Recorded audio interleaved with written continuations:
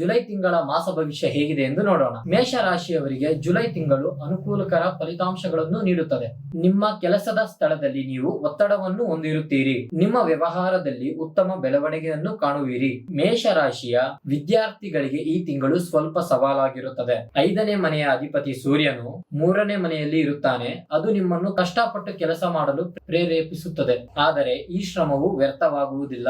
ಮತ್ತೆ ನೀವು ಹೆಚ್ಚು ಶ್ರಮವನ್ನು ಪಡುತ್ತೀರಿ. ಅದಕ್ಕೆ ತಕ್ಕಂತೆ ನೀವು ಉತ್ತಮ ಫಲಿತಾಂಶಗಳನ್ನು ಪಡೆಯುವಿರಿ. ನಿಮ್ಮ ಪ್ರೇಮ ಜೀವನದಲ್ಲಿ ಕೆಲವೊಂದು ಸವಾಲುಗಳು ಬರಬಹುದು, ಆದರೆ ಅವುಗಳನ್ನು ನಿರ್ಲಕ್ಷಿಸಿ.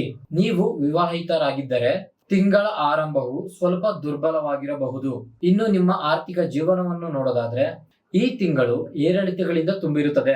ಆರೋಗ್ಯದ ದೃಷ್ಟಿಯಿಂದ ಈ ತಿಂಗಳು ಉತ್ತಮವಾಗಿರಬಹುದು. ಮೇಷರಾಶಿಯ ಪರಿಹಾರಗಳು: ನೀವು ಪ್ರತಿ ಶನಿವಾರದಂದು ನೀಲಗಿರಿ ಮರದ ಕೆಳಗೆ ಸಾಸಿವೆ ಎಣ್ಣೆಯಿಂದ ತುಂಬಿದ ದೀಪವನ್ನ ಬೆಳಗಿಸಬೇಕು. ಧನ್ಯವಾದ.